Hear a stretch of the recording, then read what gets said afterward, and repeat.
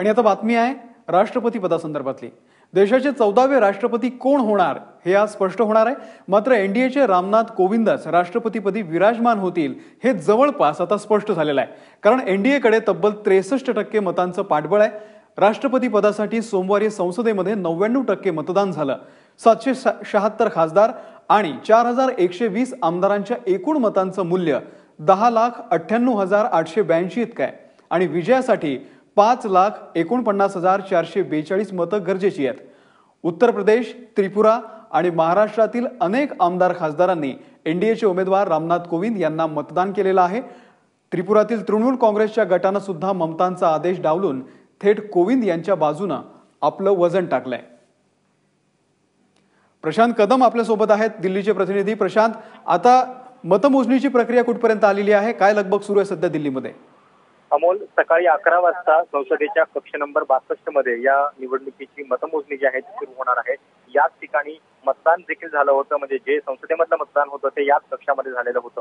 11 वाजता मतदान जेव्हा सुरुवात होईल तेव्हा सुरुवातीला संसदेमधली जी मतं आहेत, म्हणजे लोकसभा आणि राज्यसभेतली, ती सुरुवातीला मोजली जातील आणि त्याच्यानंतर अल्फाबेटिकल ऑर्डरमध्ये इतर राज्यांची मतं, म्हणजे पहिल्यांदा अरुणाचल आणि आसाम, त्याच्यानंतर बिहार वगैरे अशा राज्यांची मतमोजणी जी आहे ती होईल। अनुप मिश्रा जे लोकसभेचे जनरल सेक्रेटरी आहेत ते या निवडणुकीसाठी निर्वाचन अधिकारी म्हणून नियुक्त करण्यात आलेले आहेत आणि त्यांनी जी माहिती दिली आहे त्याच्यानुसार एकूण 8 राऊंडमध्ये ही मतमोजणी जी आहे ती होणार आहे। प्रत्येक राऊंड नंतर कोण आघाडीवरती आहे, कोण पिछाडीवरती आहे याची घोषणा जी आहे ती केली जाणार आहे आणि त्यामुळे कदाचित पहिल्या 2 राऊंड नंतरच आपल्याला कल लक्षात येईल की नेमकं राष्ट्रपती कोण बनणार आहे, देशाचा प्रथम नागरिक कोण असणार आहे।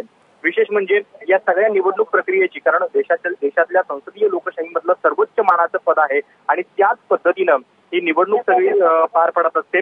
कारण या निवडणुकीसाठीचे जे बॅलेट बॉक्सेस आहेत, म्हणजे प्रत्येक राज्याच्या विधानसभेमध्ये जे मतदान झालेलं आहे ते अत्यंत कडेकोट सुरक्षा व्यवस्थेमध्ये दिल्लीमध्ये आणलं जातं आणि ते सध्या कक्ष नंबर 62 मध्ये ठेवण्यात आलेलं आहे।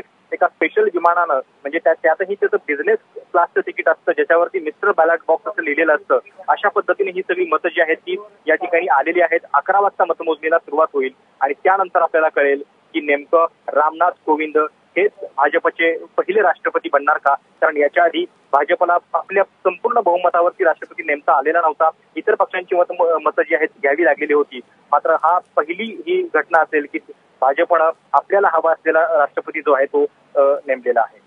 तर राष्ट्रपती पदाच्या निवडीचं गणित नेमकं काय असतं, ते कसं असतं पाहूयात। मतदान केलेले खासदार 768 पैकी 711 आहेत। ही आकडेवारी आहे मतदानाची। खासदारांच्या मतांचं मूल्य हे 5,43,744 आहे। मतदान केलेले आमदार पहा, 4120 पैकी 4083 आमदारांनी मतदान केलं होतं। आमदारांच्या मतांचं मूल्य आहे 5,45,761। एकूण मतदान झालेलं आहे 10,89,505। हा एकूण मतांचा आकडा आहे। बहुमताचा आकडा पाहूयात, 5,44,753। उत्तर प्रदेशातील मतांचं मूल्य पाहूयात, 208। एका आमदाराचं मत आहे। सिक्कीम मधील मतांचं मूल्य 7।